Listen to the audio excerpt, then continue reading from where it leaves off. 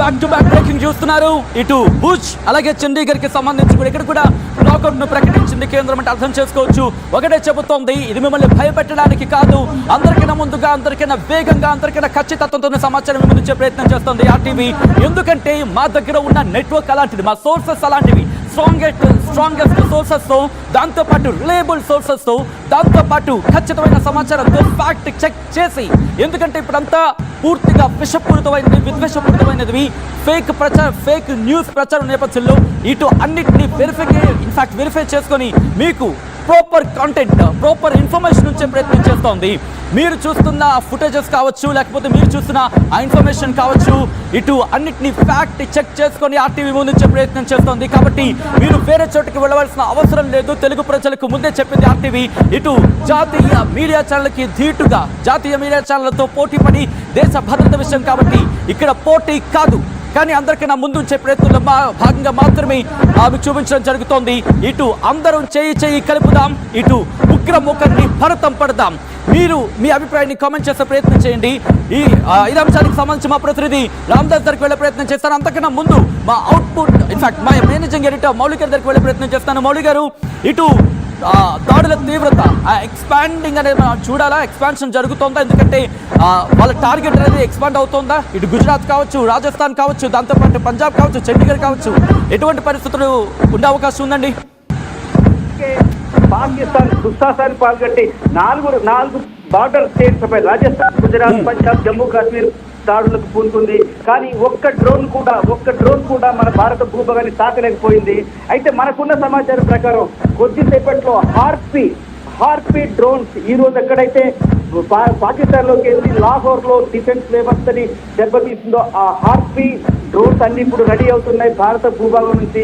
ఇవి చీకట్లో కూడా టార్గెట్ ని దాడి చేసి, టార్గెట్ ని ధ్వంసం చేసే శక్తి కలిగినవి ఈ హార్పీ డ్రోన్స్. వీటిని సూసైడ్ డ్రోన్స్ అంటారు, ఎక్స్ప్లోడింగ్ డ్రోన్స్ అంటారు. ఇవి ఎక్స్ప్లోజివ్ మెటీరియల్ కూడా తీసుకెళ్లిపోయి ఈ రాత్రికి తప్పకుండా పాకిస్తాన్ లో విధ్వంసం సృష్టించే అవకాశం చాలా స్పష్టంగా కనిపిస్తోంది. దీనికి సంబంధించి జైసల్మర్ లోని సైనిక కేంద్రం ఇప్పటికే దీనికి సంబంధించిన ఏర్పాట్లు చేసింది.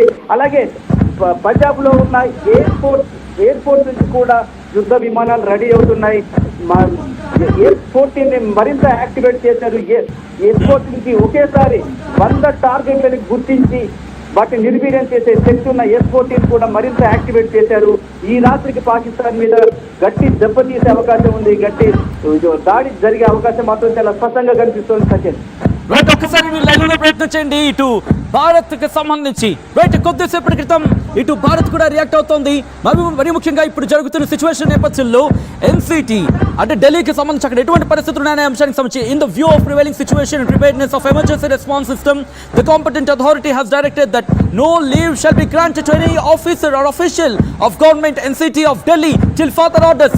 Interesting breaking. ఇటు ఢిల్లీ ప్రభుత్వం కీలక నిర్ణయం తీసుకుంది, సెలవులను రద్దు చేసింది. All the leaves are cancelled in Delhi.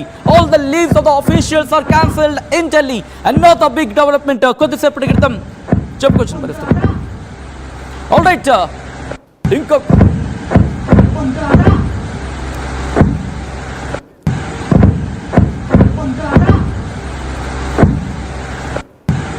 Right, another big development మీరు చూస్తున్నారు. దానికి సంబంధించిన బిగ్ బ్రేకింగ్ న్యూస్ చూస్తున్నారు.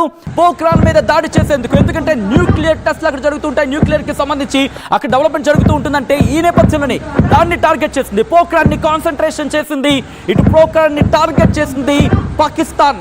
ఈ టార్గెట్ నేపథ్యంలోనే ఆ మిసైల్ ని కావచ్చు, లేకపోతే ఇన్ఫాక్ట్ ఆ డ్రోన్లను కావచ్చు పేల్చి పడేసింది.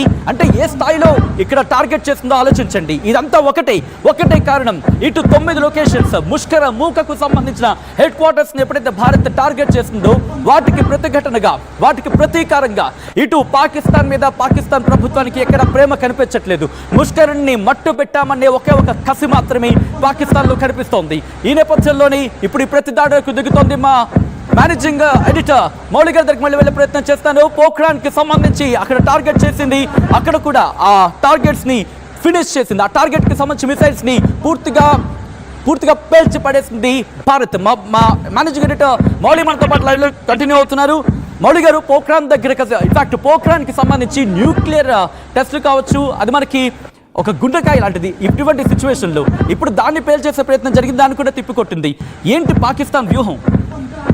సచిన్, పాకిస్తాన్ అత్యంత తెలివి తక్కువ నిర్ణయం తీసుకుంటుంది. చాలా ఒక మూర్ఖంగా వ్యవహరిస్తుంది. తన హద్దులు దాటి తన చేతులు దాటిపోయే ప్రమాదం కొని తెచ్చుకుంటుంది.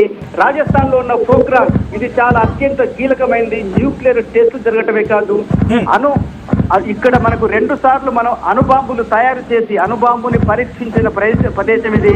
ముఖ్యంగా 1974లో ఎప్పుడైతే ఇందిరాగాంధీ ప్రైమ్ మినిస్టర్ గా ఉన్న టైంలో మనం మొట్టమొదటిసారి ఇక్కడ అణుబాంబును పరీక్షించాం, విజయవంతంగా పరీక్షించాం. అలాగే ఆ తర్వాత 1998లో అటల్ బిహారీ వాజ్పేయి ప్రధానిగా ఉన్నప్పుడు రెండోసారి ఇక్కడి నుంచి మన అణుబాంబులు పరీక్షించాము. అక్కడ విజయవంతంగా పరీక్షించిన తర్వాత మొట్టమొదటిసారి భారతదేశం అణువస్త్ర దేశంగా ప్రకటించుకుంది, ప్రపంచం అంతా గుర్తించింది. ఇక్కడ 1998లో ఒకేసారి 5 బాంబులు మనం ఇక్కడ ప్రయోగించాం. ఈ మొత్తం హైడ్రోజన్ బాంబులు ప్రయోగించాం. ఇది మొత్తం కూడా న్యూక్లియర్ వెపన్స్ తో తయారైన ఏరియా. న్యూక్లియర్ అక్కడ అణువిద్యుత్ కేంద్రాలే కాదు, అక్కడ ఉన్న అణు కేంద్రాలు కూడా ఉన్నాయి. ఇది చాలా అత్యంత ప్రమాదకరమైన చర్య తీసుకుంది ఇప్పుడు పాకిస్తాన్. తన చేతుల తన కొరివితో తలగొక్కుంటున్నట్టు అవుతుంది పాకిస్తాన్ కి.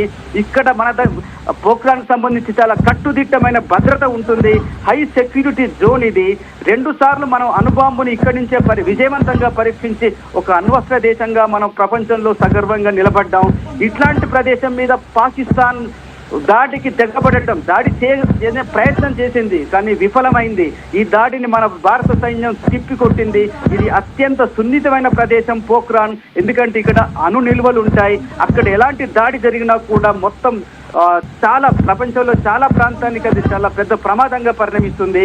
కానీ అక్కడ పాకిస్తాన్ అనేది ఇప్పుడు అత్యంత ఒక మూర్ఖంగా ముందుకెళ్తోంది. వాళ్ళు ఎప్పుడైతే గతంలో మేము అణుబాంబులకు అణుదాడికి సిద్ధమని చెప్పారు, అయితే వాళ్ళు ఇక్కడ మన దేశంలో ఉన్న అణు నిల్వల్ని, మన దేశంలో ఉన్న అణ్వస్త్రాలు ఎక్కడైతే మనం తయారు చేసి పరీక్షిస్తున్నామో అలాంటి కీలకమైన ప్రాంతాన్ని దెబ్బతీసే ప్రయత్నం చేస్తున్నారు. దీనికి మౌలి గారు ఒక్కసారి లైన్ లో ప్రయత్నం చేయండి. అన్నదర్ బిగ్ డెవలప్మెంట్ మీరు చూస్తున్నారు. 8 మిసైల్స్ పాకిస్తాన్ కి సంబంధించి, ఇటు సత్వారి కావచ్చు, సాంబా కావచ్చు, ఆర్ఎస్పుర కావచ్చు, అన్య కావచ్చు, అటువైపు వెళ్తున్న మిసైల్స్ ని ఇటు మన ఇంటర్సెప్టర్స్ ఎయిర్ డిఫెన్స్ యూనిట్స్ ఏవైతే ఉన్నాయో, ఎయిర్ డిఫెన్స్ యూనిట్స్ అవి పూర్తిగా వాటిని పేల్చేయడం జరుగుతోంది. ఒక్కసారి అక్కడ పరిస్థితి మీకు మనకి అర్థమవుతుంది. ఎటువంటి విపత్కర పరిస్థితిని ఈ రోజు అక్కడ వైమానిక దళం ఎదుర్కొంటోంది, వాటిని ఎలా తిప్పికొడుతుంది అనేది ఇటు పాకిస్తాన్ కి సంబంధించి విలువలాడుతోంది. ఇటు ప్రతీకారీచ్ఛతో రగిలిపోతున్న పాకిస్తాన్ కి సంబంధించి ఈ రోజు ఎలాగైనా కసి తీర్చుకోవాలనుకుంటోంది. కానీ ఇది 4వ సారి, the 4th time Pakistan Pakistan వైఫల్యం చెందింది. పాకిస్తాన్ పూర్తిగా ఫెయిల్ అయిపోయిన పరిస్థితి. ఇటు ఎంత దాడులతో, ఇన్ఫాక్ట్ ఏ స్థాయిలో దాడి చేస్తుందో మనం చూస్తే ప్రయత్నం చేస్తే కనుక F-16ని దించింది, JF-17ని దించింది, ఇటు మిసైల్స్ని దించింది. దాంతోపాటు ఇంకా అత్యాధునికమైన టెక్నాలజీని ఉపయోగించి దాడులు చేసే ప్రయత్నం చేసింది. కానీ పాకిస్తాన్కి తెలియంది ఒక్కటే, ఇటు భారత్ దగ్గర ఉన్నది సంకల్ప బలం. దాంతోపాటు బీ ప్రిపేర్డ్నెస్ కి సంబంధించి ఏమనుకుందంటే కదా, నిన్నే కదా వీళ్ళు ప్రిపేర్డ్నెస్ అనే అంశాన్ని ప్రస్తావించుకున్నారు. ఈరోజు దాడి చేస్తే ఏమైపోతుందని చెప్పి ఇదిగో ఇలా ఉంటుంది. S-400 సుదర్శన చక్రాన్ని ప్రయోగిస్తే పూర్తిగా పటాపంచలైపోతున్నాయి, గాల్లోనే పేలిపోతున్న విజువల్స్ మీరు చూడడం జరుగుతుంది RTV స్క్రీన్ మీద. ఇది మిమ్మల్ని భయపెట్టడానికి కాదు, మరి ముఖ్యంగా S-400కి సంబంధించి ఆకాష్ కూడా ప్రస్తుతం రంగంలోకి దిగినట్టుగా తెలుస్తోంది. ఇటు ఇండియన్ డిఫెన్స్ సిస్టమ్ 8 మిసైల్స్ ని పేల్చడం జరుగుతోంది. ఆకాష్ అలాగే S-400, రష్యా నుంచి తీసుకొచ్చిన S-400. ఒక్కసారి ఆలోచించండి, రష్యా ఇచ్చిన ఆ సిస్టమ్ మన దగ్గర ఎంతగా స్ట్రాంగ్ గా మనకి ఇప్పుడు నిలబడుతుంది అనేది. మరి ముఖ్యంగా ఇటు పాకిస్తానీలు ఈ పాకి గాళ్లకు పుచ్చ పగిలిపోయే సమాధానం చెప్తోంది భారత్. ప్రస్తుతం ఆ మిసైల్స్ అటాక్ ని మాత్రం కంటిన్యూ చేసే ప్రయత్నం చేస్తోంది. ఈ రోజు ఇప్పటి వరకు ఒక్కటి కూడా ఇంత దాడి చేసింది, కానీ ఒక్క మిసైల్ కూడా ఇటు భారత భూభాగాన్ని తాకలేకపోయింది. కేవలం ఆ శిథిలాలు, ఆ ఇనప ముక్కలు తప్ప ఒక్కటి కూడా పూర్తి స్థాయిలో భారత భూభాగాన్ని తాకలేకపోయిందంటే మన సత్తా అర్థమవుతోంది.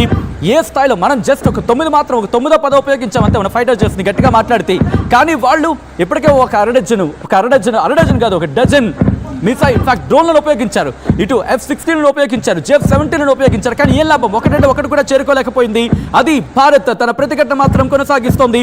మా ప్రతినిధి రామ్ దాస్ అప్డేట్స్ అందించేందుకు ఫోన్ లైన్లో కంటిన్యూ అవుతున్నారు. రామ్ దాస్, ప్రస్తుతం ఎటువంటి పరిస్థితి ఉంది, లేటెస్ట్ అప్డేట్ ఏంటి? అయితే పాకిస్తాన్ లోని చండీగఢ్ మొహాలి కూడా పూర్తిగా అప్రమత్తమైన పరిస్థితి కనబడుతుంది. ప్రధానంగా చాలా మనకి ఇక్కడ అప్రమత్తమవలసిన ప్రధాన అంశం ఏంటంటే ప్రధానంగా దీన్ని ప్రోగ్రామ్ ను టార్గెట్ చేసుకొని కూడా చేసినటువంటి దాడులు మనం పూర్తిగా నిర్వహించగలిగాం. అంటే భారత్ యొక్క ప్రధాన స్థావరాలు, ముఖ్యంగా సైనిక స్థావరాలు, మన అణు స్థావరాలను లక్ష్యంగా చేసుకొని పాకిస్తాన్ టార్గెట్ పెట్టుకొని దాడులకు తెగబడుతుందని మనం అర్థం చేసుకోవచ్చు.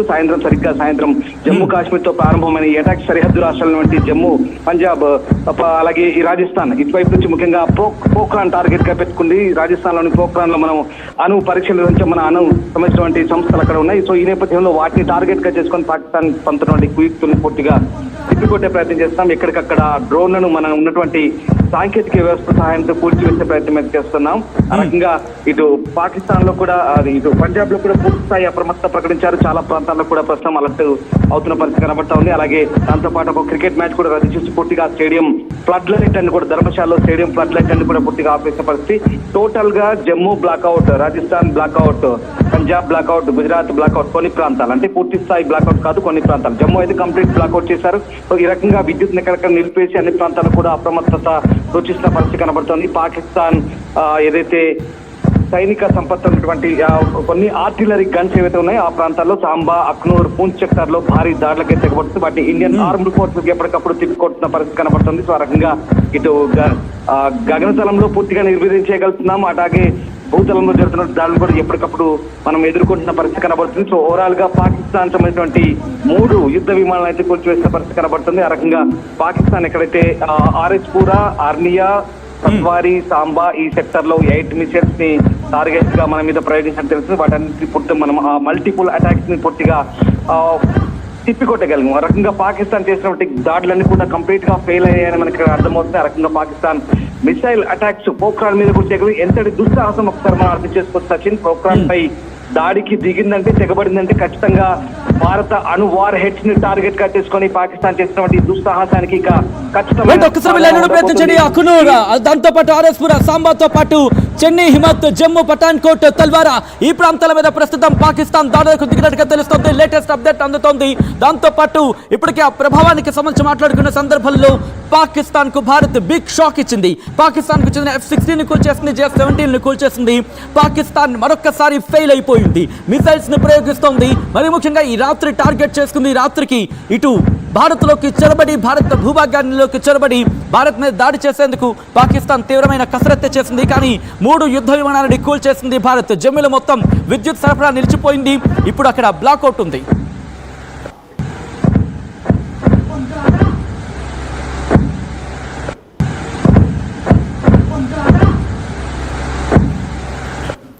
రైట్, విజువల్స్ మీరు చూస్తున్నారు. ఆ రిప్రజెంటేటివ్ వీడియోస్ మీరు చూస్తుండే రిప్రజెంటేటివ్ వీడియో అది S-400 కి సంబంధించి అది ఎలా ఫైర్ చేయడం జరుగుతుంది, అవి ఎలా యాక్టివేట్ అవుతాయి, ఎలా పేల్చివేయడం జరుగుతుంది, అవి ఎలా కూలిపోతాయి. ప్రస్తుతం ఒకసారి ఆ విజువల్ ని if I request PCR if at all అది పాసిబుల్ అయితే ఒకసారి మానిటర్కి ఇవ్వండి, ఎక్స్ప్లెయిన్ చేసే ప్రయత్నం చేద్దాం. ఎందుకంటే 3టిని కూడా మీకు చూపించే ప్రయత్నం జరుగుతోంది.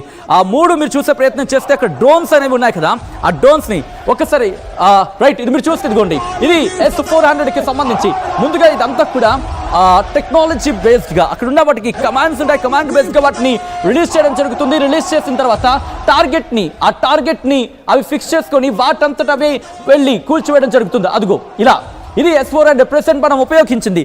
మనకు రష్యా నుంచి తెచ్చుకున్న రక్షణ వ్యవస్థ. ఈ రక్షణ వ్యవస్థ ప్రస్తుతం మనకి శ్రీరామ రక్ష అంటూ ఉంటారు కదా, అలా నిలిచింది. మనకు ఈరోజు జమ్మూకి సంబంధించి ఒక్క మిసైల్ కూడా దాడి జరగకుండా, ఒక్క మిసైల్ కూడా అటు జమ్మూ భూభాగాన్ని తాకకుండా కాపలా కాస్తోంది, కాపాడుతోంది.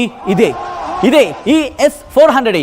ఆ తర్వాత ఆ రిప్రజెంటేటివ్ వీడియో నెక్స్ట్ వీడియో మీరు చూసే ప్రయత్నం చేస్తే అలా F-16 కావచ్చు, J-17 కావచ్చు, మాడి మసైపోయాయి, కాలి బూడదైపోయాయి, ముక్కలు మాత్రమే భూమిని తాకాయి. పూర్తి స్థాయిలో భూమి